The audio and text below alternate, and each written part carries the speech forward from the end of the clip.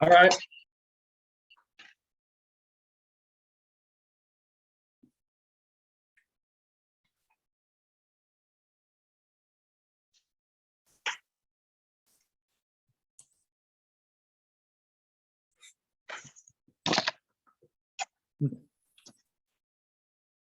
Just say hello to everyone that's joining us so far. We'll start in a few minutes.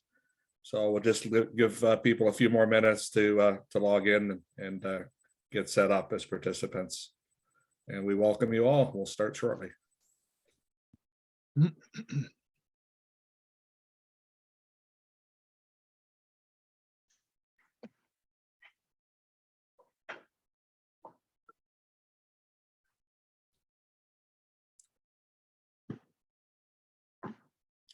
Well, we're rapidly approaching 100 participants soon, so that's good.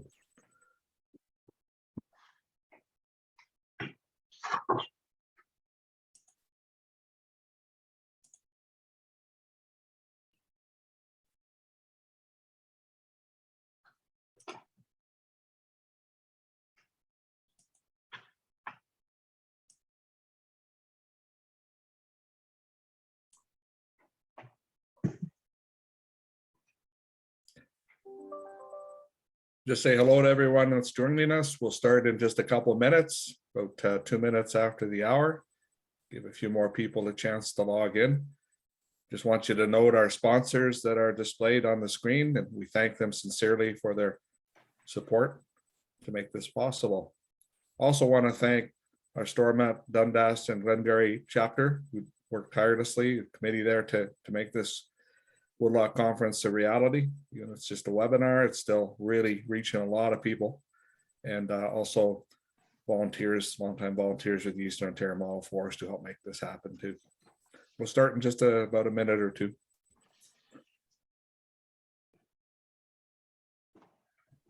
Oh, we're past 100, guys.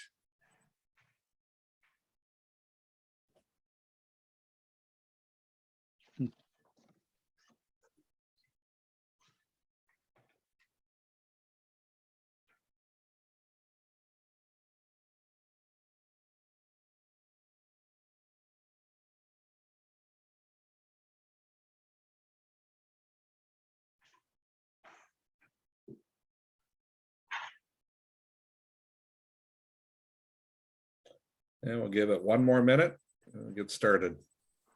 Almost right on time.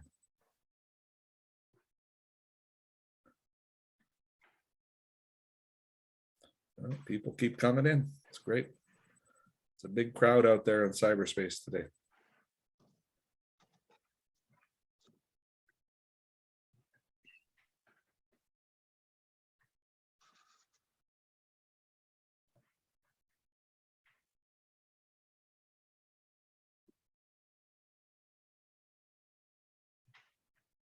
All right, we'll kick things off.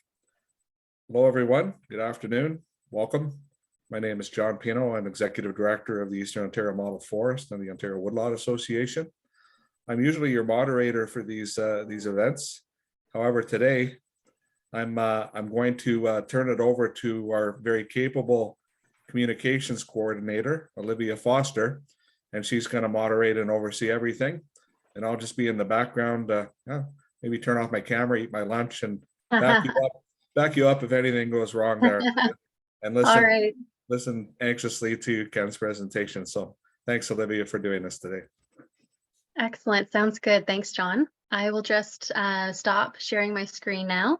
As you can see, we've had a lot of wonderful sponsors who are helping both in kind and with running our presentation today.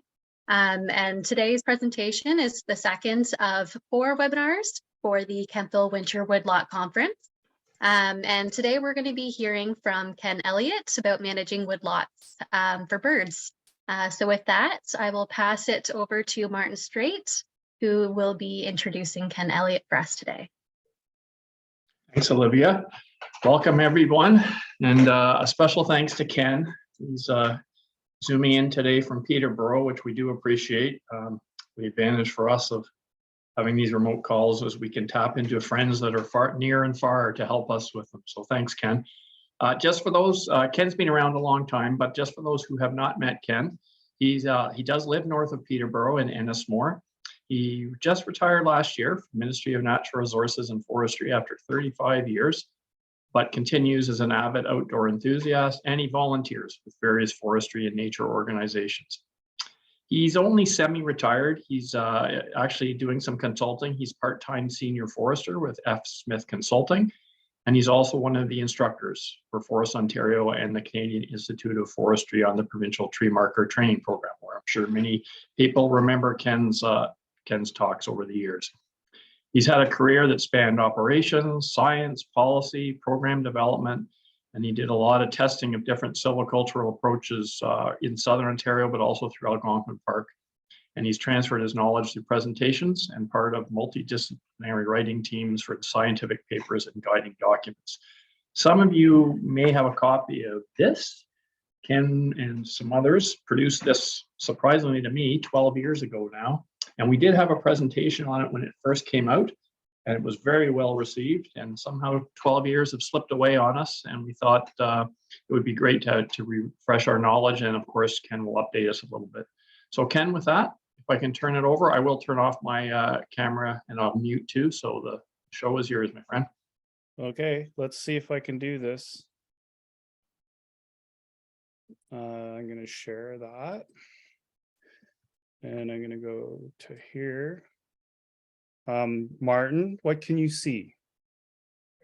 It looks good, Ken. We can see your presentation. Everything's perfect, Ken. I've got, okay. Do I have to identify them or is it okay? Not this time. Not this time. No, it looks good. Okay. Well, thanks for the very nice introduction, and welcome everyone.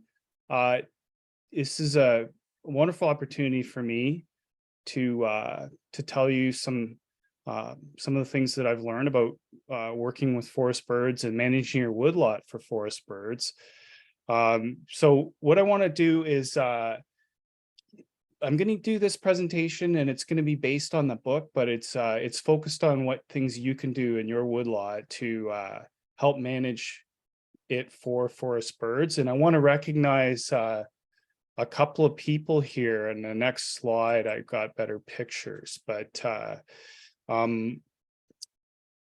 basically around 2000, I was able to you know what, Olivia, how do you get rid of this? How do I move? Okay, here we go. I just gotta move you guys out of the way because you're covering up my stuff. There we go. That's better. So around 2000 till around 2014, I was lucky to work in with the Ministry of Natural Resources and Forestry in the science unit out of London, Ontario. And there was an interest at that time in understanding how our current silvicultural guidelines were working in terms of in terms of them succeeding in sustainable forestry, but also in maintaining ecosystem functions. So I was even luckier at that time to get paired up with Dawn Burke. So that's Dawn up in the top right-hand corner. She's trying to sneak up on an ovenbird, I believe, in that picture that I took. And along with her came her PhD mentor, Erica Knoll, who's in the bottom right-hand corner from Trent University. And with Dawn and Erica on board, we were able to do a lot of neat things. And also in the middle there is Peter Burke, which is Dawn's husband. And he was always present as well with a lot of things that we did. He's a really strong naturalist and a technical artist. So you can see some of his artwork in that picture. So he's the type of person that does those paintings that you see in bird guides. So you think of National Geographic and some of the other bird guides internationally, like Chile's Guide and others like that. Peter's done a lot of the artwork in those. So anyway, that's a bit about the people. We proceeded to set up integrated studies that could evaluate silviculture success and ecological impacts at that time. So forest birds ended up being a major focus of our impact assessments. And so off we went with our grant proposals, our partnerships, our grad students, summer staff, vehicles, equipment, and many, many hours of field work. So we had these things set up where we could work with Erica at the university and with M&R and with many other partners. And it was quite a good, quite a good ecosystem to get some really interesting work done. So we studied single tree selection, diameter limit cutting, and experimental group selection. And we always had uncut reference stands to compare our disturbances to. And with the birds, we did things like census work, nest success studies, post-fledgling monitoring, and various specific studies on certain species, often aimed at trying to gauge their productivity in these forests that were being disturbed. Okay, so one of our funders, Environment Canada, they kept bugging us over time. They said, you guys, it would be really good if you guys could summarize your results in a format that was usable by land managers and landowners. And so here we are. So in 2011, we were able to produce this this guidebook that that Martin has, I have, maybe some of you have. The idea was to create something that everyone could get something out of. So we spent time trying to make it look nice pictures, good diagrams, good artwork. And Peter was responsible for a lot of the artwork that's in that book. We wanted it to be up to date with the science, visually appealing, something that would help create and start conversations. As you know, in the stewardship business, it's the conversations that people have about what they want or where they want to go that helps drive some of our management. So that was our goal. We hoped it would be on some people's coffee tables, and maybe when someone came to talk about cutting trees or doing some work, there it would be, and maybe that would help the conversation. So that was the main idea for writing the book. But we're not going to talk too much more about the book, except we're going to use this as a backdrop for our discussion about how to manage our woodlots for forest birds. So a lot of the stuff you're going to see in the next few minutes here will be pictures, diagrams that are right out of the book, and others as well. So let's start with this first slide, right out of your grade 5 biology class. And we talk about habitat. It's probably the big focus for anything we do around wildlife management and even forest management when we think about what a trees need, right? So habitat are 4 main things: food, water, shelter, and space. So I want you to keep those things in mind when we're having more of our discussions here.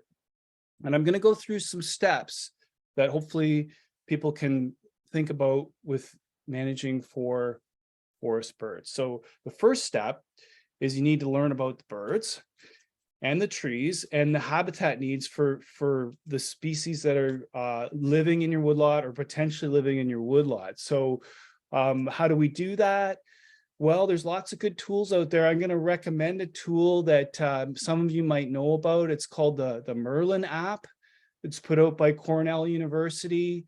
It's a fantastic app for your phone, and it has everything you want to know about learning about all the different bird species that you might have in your area, including last year they added a sound ID app, which is the most phenomenal thing a birder could have these days, because what it does is it allows you to take your phone when you're in your woodlot, tap a button, have the phone listening while you're listening to the birds singing or doing whatever they might be doing in terms of making noises, and will give you real-time answers about who that potentially is that's singing in your woodlot. So pretty nice to be able to have that, because one of the challenges in woodland birds is being able to see them. They're not always totally visible because they're in the vegetation and tend to be a little elusive. So being able to know your birds from the sound and from their calls and song is a really valuable tool to understanding which birds are in your woodlot. Some days you will only hear them, you won't see them. So the next concept that you're going to get tired of me dwelling on today is what we call vertical structure. So in our forests, the ecologists and the foresters like to talk about the different layers of the forest, right? So you think of the overstory, the mid-story, and the understory, and then you can break each of those down as well. As you can see in this diagram, again, Peter drew the trees. We put them together in this diagram to just give you a feel for what the different layers are in the forest. And the fact that in this next diagram, we talk about the birds themselves. So again, Peter, fantastic artist, he did all these paintings. We put the birds in around the diagram, and the numbering system that goes with the birds, again, this is right out of the book, pertains to which of the 3 layers they like to spend time in. So the birds in the bottom right, the hooded warbler, the ovenbird, the catbird, the indigo bunting, they tend to be in the lower canopy, like on the ground or in the vegetation close to the ground most of the time. Up in the top left, you think of the cerulean warbler, the pewee, great crested flycatcher, those types of birds.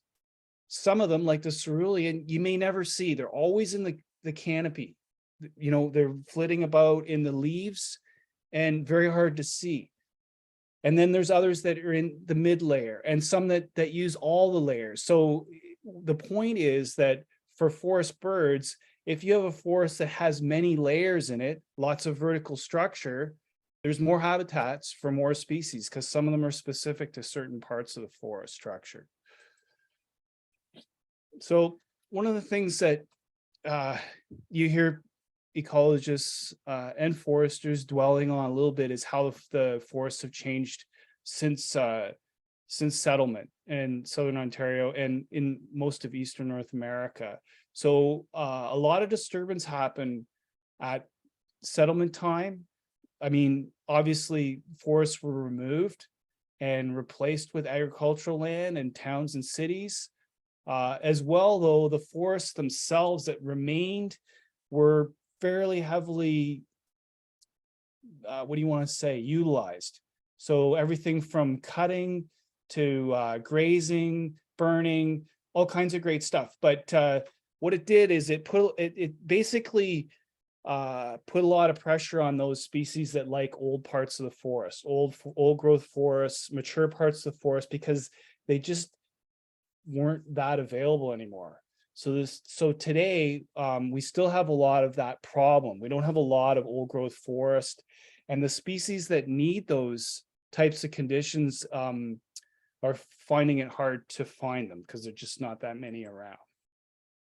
So is again in a diagram form, second growth on the left being what's grown up after these disturbance, and old growth on the right, so forests that haven't been disturbed very much. You can kind of see a difference there, whereas the second growth may be more like 1 layer or maybe 2 layers.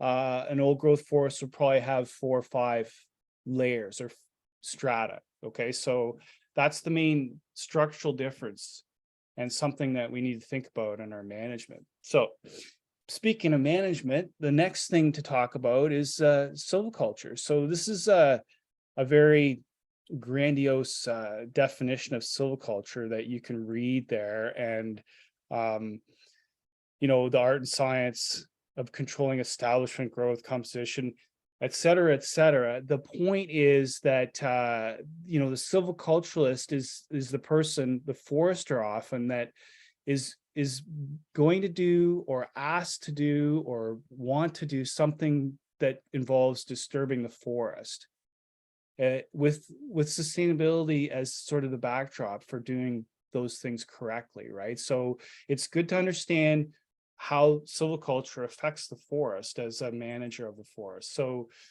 good forestry practices would be a term that applies to silviculture, and you know, simply stated, it's something where we help the forests grow healthy trees, valuable forest products, while maintaining important ecological functions and wildlife habitats. So the concept is sustainable. We get the products or the values that we need out of it, but we don't disrupt the natural processes in doing that. One of the things that silviculturists and good forestry practices takes into account, and one of the most important things, are shade tolerance of the trees and moisture tolerance of the trees.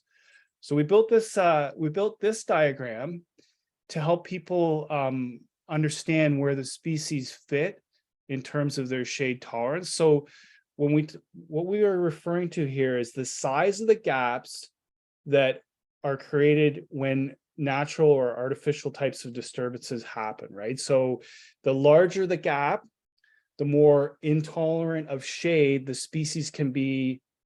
The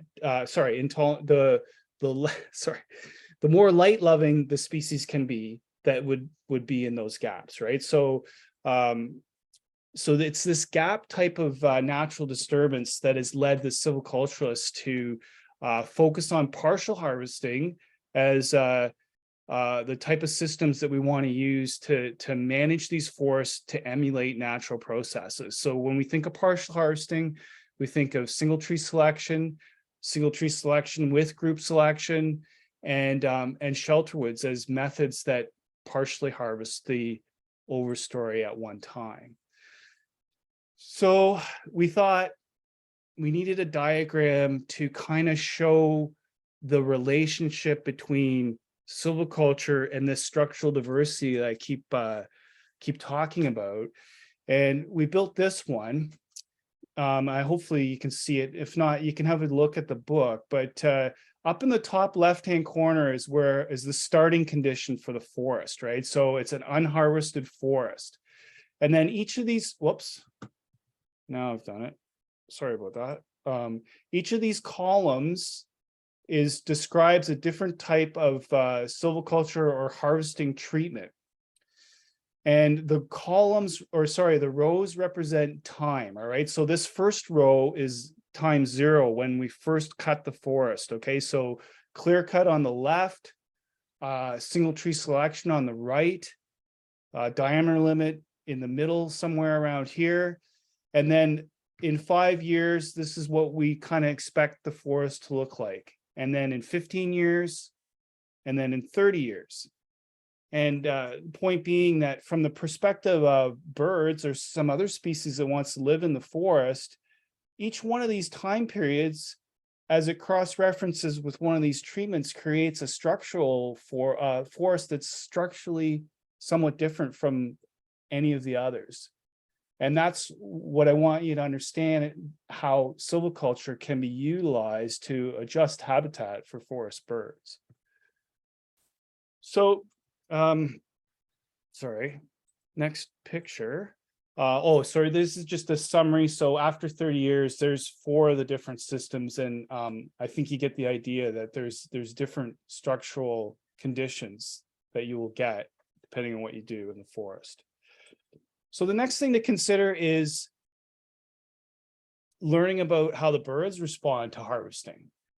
So what we did, so this book is not just the work that we did. It's got a lot of literature review, and we did a lot of work. A bunch of us did a lot of work trying to get the most up-to-date information on all the different things that we wanted to relay. So one of them was looking at the studies that were out there that were related to the specific bird species that we might find. So we've got 75 bird species represented in this table. You got a little cutout of it here from page 50, just to show you how this diagram works. So the bird species are on the left. Across the bottom are different types of harvesting treatments. I'm not going to call them all silviculture because some of them might be questionable in terms of whether we'd actually call them silviculture. But the key at the bottom shows you how beneficial or how much those bird species would be able to utilize the forest under those conditions. So if you take the single tree selection, stand improvement, crop tree column there, you can see of the birds that we have listed on the left, most of them can deal with that. Prairie warbler, no, and that's probably because they like it mostly open, so they're not even probably in the forest very often. Prothonotary warbler is kind of neutral. The other species are all pretty good with single tree selection. So that's an interesting point for those species that you could probably use single tree selection and be doing all right. So that's a useful tool for you.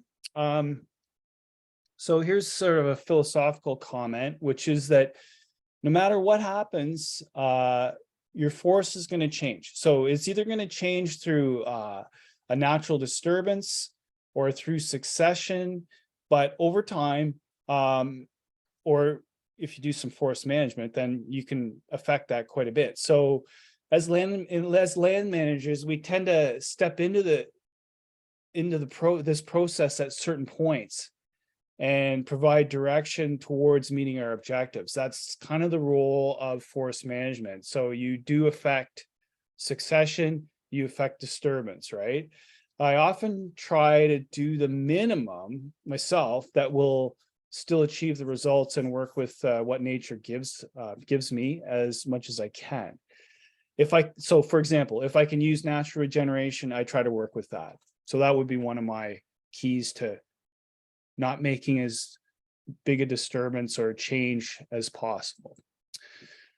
So to step 4, we want to understand the needs of and possible impacts on the species present. So back to the inventory, we do need to know what species are in our woodlots, and we also want to know if any of them are at risk or have any special requirements, right? So the bird at the bottom here, the wood thrush, they're recognized as being of special concern. I'm going to talk about them in a minute. The hooded warbler on the top right was threatened for a while. Its populations have been identified as being healthy now, and they're no longer at risk as of 2012. So one of the things we did to help people get to know their bird species a little bit better is we took 34 of the species that are common in our woodlands in Ontario, and we did species accounts on them. So we did a one pager. It's at the back of the book on each species, and we explained things like how you identify them, their conservation status, breeding biology, diet, and then we did a nice tight little section on management guidelines. So what works for them, and then interesting facts like did you know, and then finally how you would go about finding them in your woodlot. So I'm going to spend a couple minutes talking about a few of the species that we studied in the work that our group was involved with. So just to explain, I'm not the birding expert. I was the forester on all these projects, and but I learned a lot about birds by working with the biologists. So you know, a lot of the silviculture parts were set up by me with some other help, but I did learn a huge amount about the birds, and it's a nice way to develop your skill set in other parts of you know, your career and things that you should know. So I'm going to start with the wood thrush, and some of you will know this bird. It has a beautiful song that is probably one of the nicest songs you're going to hear in the woodlot. They're found across southern Ontario and central Ontario. Not so much as you get further north. You don't find them in Algonquin Park. So even though it remains common, they've lost 50% of their population since 1968. We found that single tree selection creates favorable habitat 5 to 10 years post-harvest. I'll talk about that in a minute. And they're quite vulnerable to brown-headed cowbird parasitism. And as I mentioned earlier, they're a species of concern because of this population decline. So with our studies in the South, we found that the single tree selection treatment was superior to both diameter limit cuts and uncut forests. In fact, even though the densities decline immediately after harvest, the success rates for their nests and the low parasitism rates occurred when the selection stands were about 5 to 10 years post harvest. Basically, the sapling layer gets nice and dense at that point, and that seems to be what the wood thrush need or want, and that's where they will put their nests, and they have less trouble with their predators and the parasites. The next species I'd like to highlight is the brown creeper. So this cute little guy, he's about that big. He has a very high pitched whistle, and he spends his life creeping up and down the bark of old big trees. So basically that's where their food is. They have this slightly curved beak that they put into the bark, and that's where they dig out the little insects and spiders and things like that. So what we found in the south, so we had 27 study sites across the Carolinian zone. Basically, we were not finding them pretty much on any of our sites except those that were reference stands or controls, the uncut forests. There's a few of them in the selection stands, but generally speaking, in the south, they were only in the uncut forests. In the case of Algonquin Park, so once we got up to Algonquin Park, we were studying them there as well. We did this retrospective study looking at different ages since selection harvests, and you can see the graph here. And what we found was that, again, the reference stands, the ones that were uncut, were where the numbers were highest. And you could see a steady increase in their numbers as they were further away from having recently been cut. So they would be around following harvest, but again, there was more of them in the uncut forest. And this picture here of this dead beech tree and this broken bark, where I don't know if you can see my cursor, but that is actually a brown creeper nest. And I'm going to talk more about that in a minute, but it's a cryptic, weird thing that they do with their nests. This fella here, Daniel, he was we were lucky to have him for quite a bit of time. He started with us right when he first left school, and I think he was about 18 or 19 the first year he started working for us. And so he started in the south, and then when we moved up to doing some studies in Algonquin Park, he had graduated and moved on to doing his master's. So he decided to do his master's on brown creepers. And he was always an amazing nest searcher, and in a short period of time, he became a world expert in brown creepers. And that's a title of a paper that was put out following his master's. So that's a lot of his master's results are represented in that paper.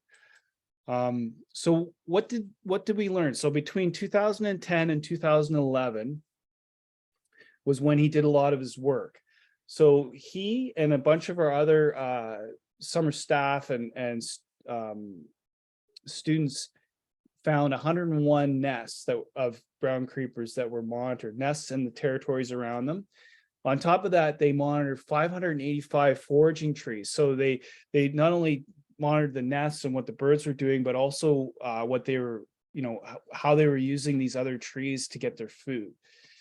And just to point out this nesting thing, so these are all pictures of nests. So what they do is they find a tree dead or alive that has some loose bark, and they will take small twigs and put them in behind the bark.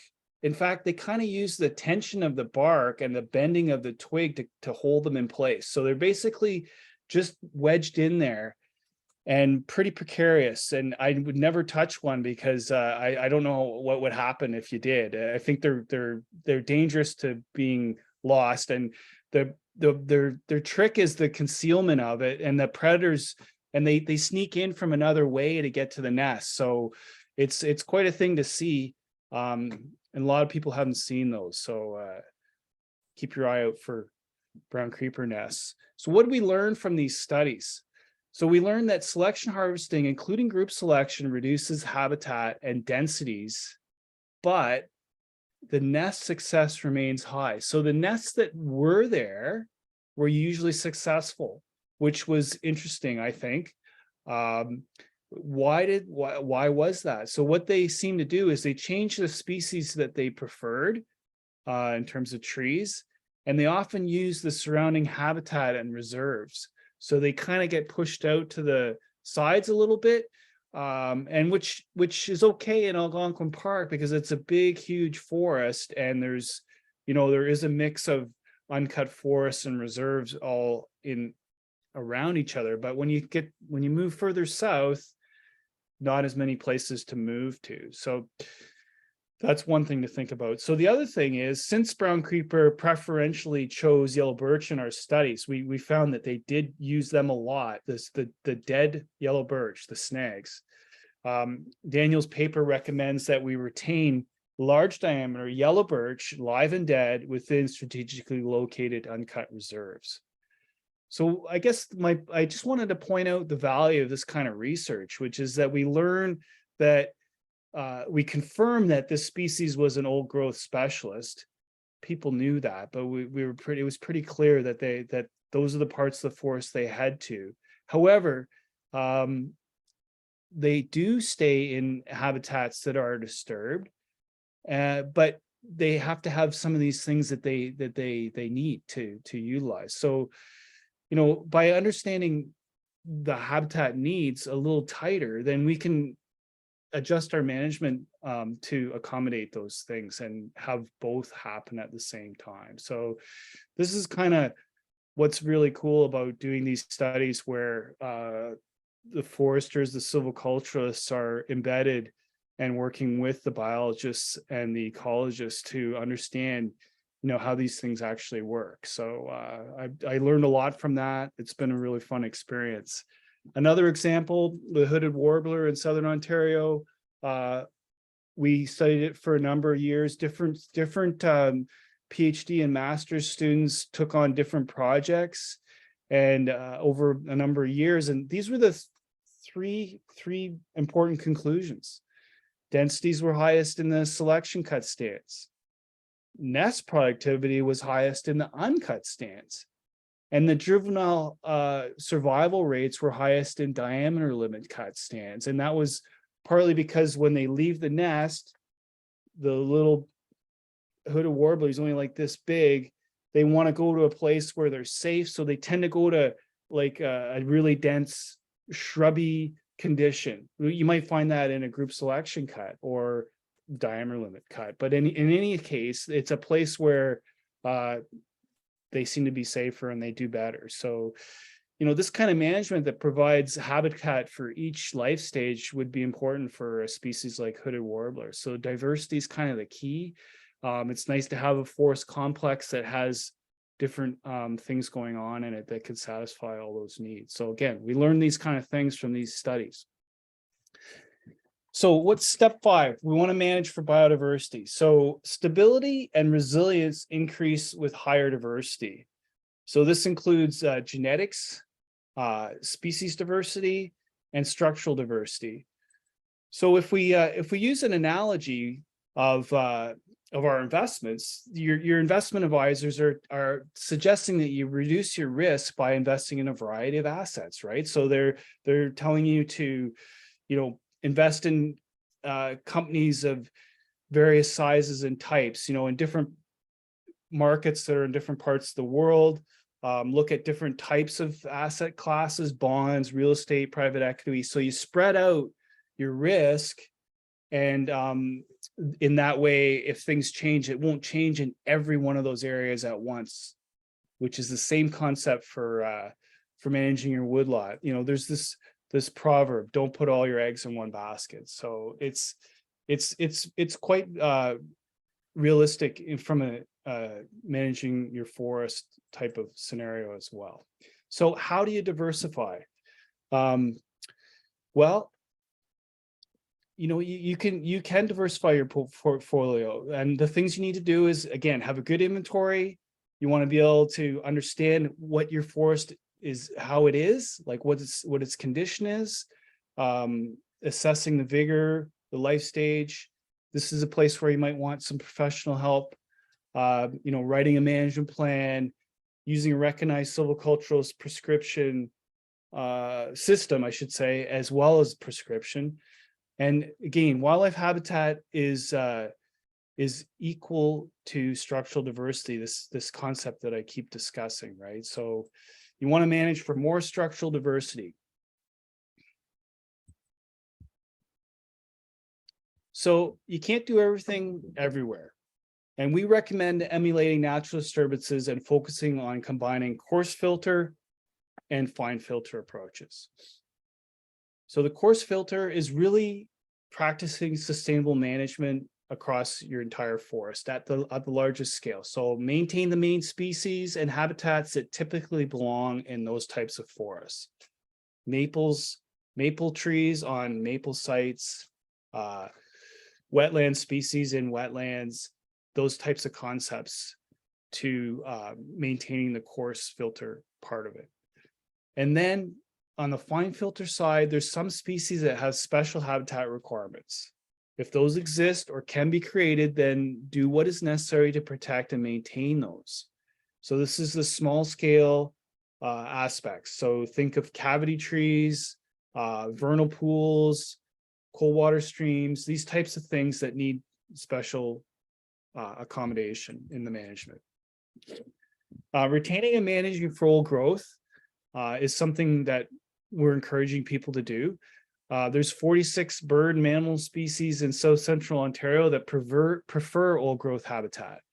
And what exactly is that? Well, you think of some of these things, right? So canopy gaps, trees of great age, trees of all ages, structural diversity, there it is again, snags, downwood, cavity trees, and often in old growth forests, the understory, the herbaceous layer can be quite rich and diverse as compared to some of the other forests. So what do we need to do? Well, we need to identify areas where these are some of the things to think about in your management, okay? So areas where there's no disturbance necessary. So you can leave some areas as natural. And those would probably be special places where, you have some particularly old trees or special habitats, or that's where the ginseng is, or that's where, there's something that is unique. You think of water features, ephemeral ponds, seeps, those kind of things. You also want to look at managing other areas for native species and shrubs that are better suited to that site than what might be there because of history, right? So you can promote this through silviculture, like group selection or open field planting, assisted migration, these types of things. Think about the mass producers, the food for the birds, right? We also want to identify areas that are desirable, where we have desirable natural regeneration. If you have trees regenerating and there's species that you want, pay attention to those. Those should be protected and released because it's not always easy to get natural regeneration. We've found that uneven age management systems are often what we need to use to create the range of species and ages and genetics while we match the future forest conditions. So if you look at the woodlots, these, and please sugarbush owners don't take this personally, but a lot of our some of our forests look like this, right? They have more or less a single canopy. So we really want to move more towards what's maybe for some people is considered to be a little bit rough to walk through, but the more layers we have, the more places we have for forest birds to live, right? So we want to increase the complexity of the forest. We want to identify trees. Now we're talking about trees that can attain great age and size. So legacy type trees, retain large and extra large trees, some of which might be low quality or value. We want to retain some of these trees that are dying, snags that can become down logs, and protect the existing downwood. because a lot of forests don't have natural levels of down wood because we tend to clean them up, right? Trees that provide food. Think of dead trees. I mentioned that earlier. So, or trees that have dead pieces in them that are like snags that are in the tree. Might have to think about safety. There's places where we can't retain those because it's just not safe near our trails and whatnot. And we want trees that support nests, stick nests, habitats of species at risk. We also want to identify trees that we want to get rid of. So there's some that we don't want. There's non-natives. There's some of them are invasive. You think of buckthorn. Sometimes the trees are on the wrong site and we need to make an adjustment there. And then obviously poor health, especially those that have infectious diseases. And with the sap producers, sometimes we're going to pick trees that are better producers of sugar than others. If you do the testing, why not keep the ones that produce a higher sugar content? So by adding complexity and a number of these special features in managed stands, they can take on the attributes that are important in old growth forests and potentially begin to attract species that are adapted to those conditions.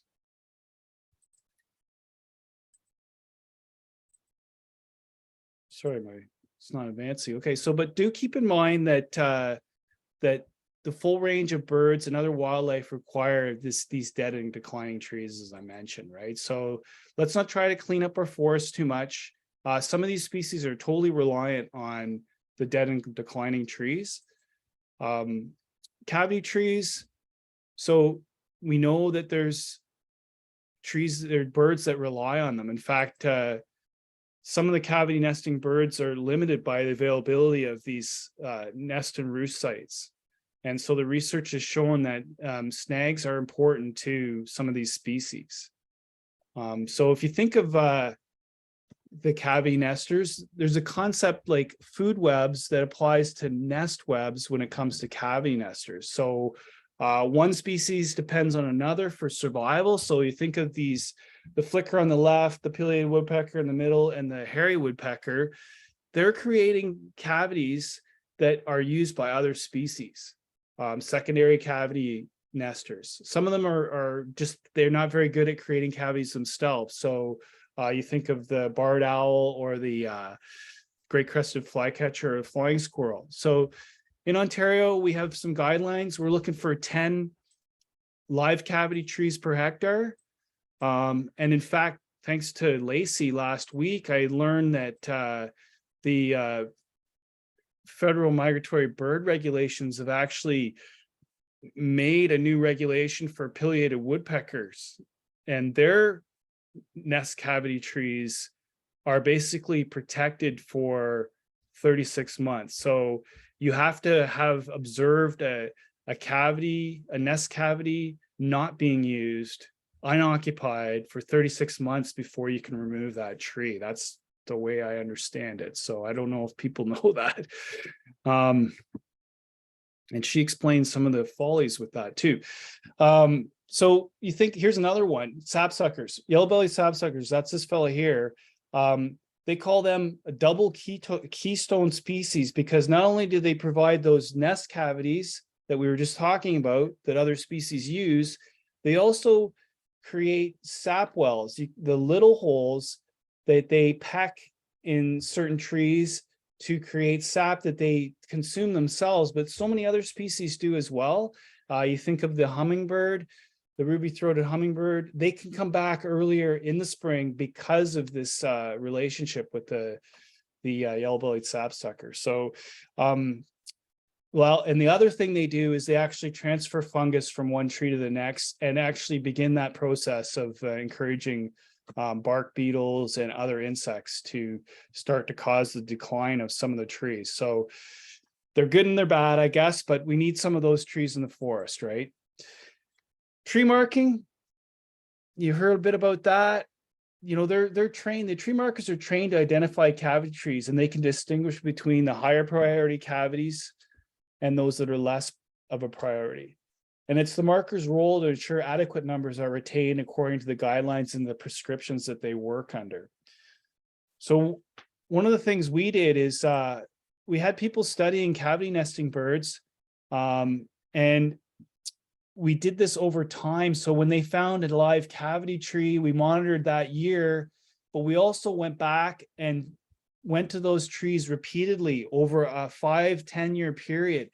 And we found some very interesting results, which would prove that our tree marking was working. In other words, trees that were retained through tree marking had a cascading effect on the wildlife community. So there's a 60% chance that a tree that you retain that had a cavity in it, that cavity would be reused 60% of the time over a 5-year period. And then there's an 18% chance that that same tree would have a new cavity created in it in that time period. And this example here in the picture, this is in Algonquin Park and a beach. That's a pileated woodpecker found in 2007. So it was cut in 2006. This tree had a big blue W on the bottom.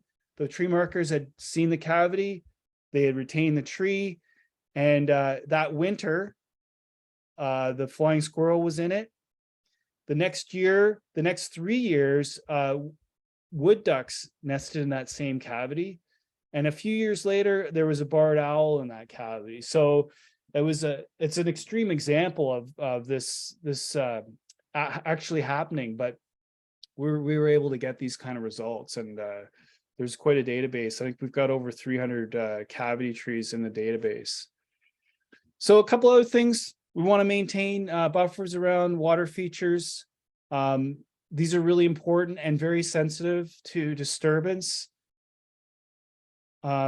Things that you also want to be careful of is limit the timing of harvesting. So obviously this fellow was out at the wrong time of the year. And what happens is you get soil exposure, compaction, rutting, and all of this relates to reducing the biodiversity. So there's a lot more detail in the book. Starting on page 61, we have a set of guidelines. We have a summary that I'm going to just go over quickly now. So 10 ways to be careful managers. Get professional forest management advice. Use an appropriate recognized silvicultural system. So we're moving beyond diameter limits and high grading, all that we need to leave behind. You can consider group selection. It's good to have a written prescription for harvesting.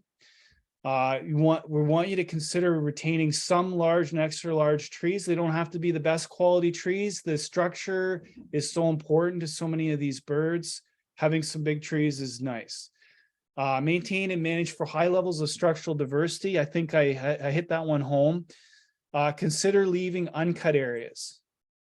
And then all these things that go into retaining old growth types of features, right? So live cavity trees, mass trees, 10 each of those per hectare. 5 to 10 snags, the bigger the better for all of those. Improve the native species diversity.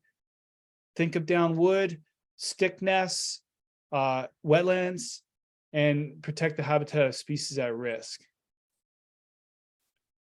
Finally, demand careful, high quality logging without damage. We have a lot of really good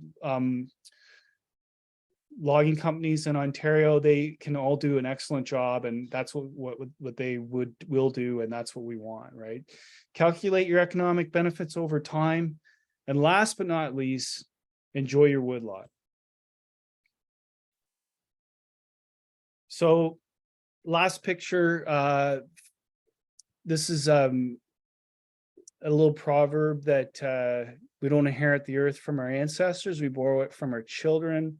And so living that, this is Doug Tozer. He worked on our projects. He studied the yellow-bellied sapsucker, got about 4 or 5 papers out when he was doing his master's, or sorry, his PhD. Dr. Doug Tozer is, he's in charge of the science programs at Bird Studies Canada down in Port Rowan right now. Him and his wife, Carla, who they met on our project, had Ilsa 11 years ago when this book came out. She's 11 now. I saw her last summer for the first time since she was that age. Doug's the son of Ron Tozer, who was the park naturalist in Algonquin Park. Some of you will know. And so the circle of life, these guys are like my kids and my grandkids. I just wanted to show you that. If you want to know more about Doug and some of the work he's done, there's a cottage life special called Loons, A Cry from the Mist. It's on TV. You can check that out. He's done a lot of the work on the Loon Lake surveys for Ontario. He's done a lot of the summary of the data for that. Interesting story. Thank you. These are 3 baby rose-breasted grosbeaks, and one of the best pictures that were taken by one of our staff. They're so cute. They called them the Einstein babies when they were working with us. So I'm done, Livia. That was wonderful. Thank you so much, Ken. And I see you have the question slide up here. Yeah, so I'll just leave your presentation up here for another minute there. Thank you for the presentation, Ken. That was super informative and such a nice visual presentation with all of the great photos and illustrations as well. So I see that we have the PDF up here, and I did put that in the chat. So if anyone is looking for the downloaded version of this guide, they can go on over to the OWA website and they can find it in the landowner's guide section. So I see that there's more questions popping in.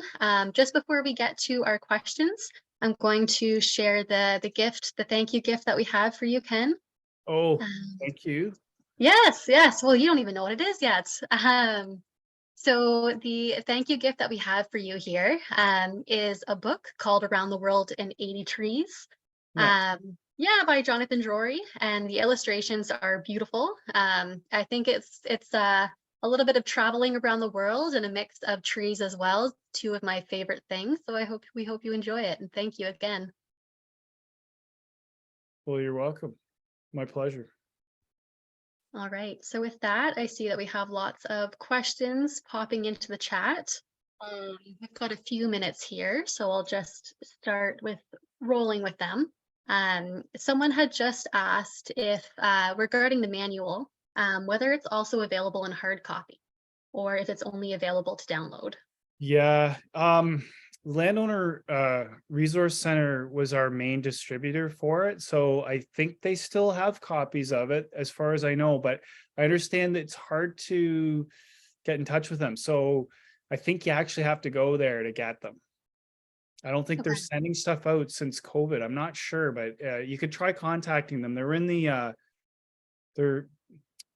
I've taken, I'm not sharing my screen anymore, but the address for them, they're at the Manotick. So that's Landowner Resource Center for hard copies. Okay. Yeah. Perfect. Thank you. Someone else was asking, what is a snag? Oh, snag is a dead tree. Perfect. Great. Another question here. I have a couple 100 acres that is essentially even age sugar maple bush, like similar to your photo. Deer are preventing more diverse new species for layers from growing through their foraging. Do you have any suggestions? Well, my colleagues in Pennsylvania fenced some of their forests. They actually put 10-foot fences up around their silviculture projects. Yeah. That's one way. And the other ways are hunting's a way to help get down some of the numbers. Some people use hunting to get the numbers down. But it's hard to deter the deer. And they like young trees to eat. So I understand that is a difficult problem.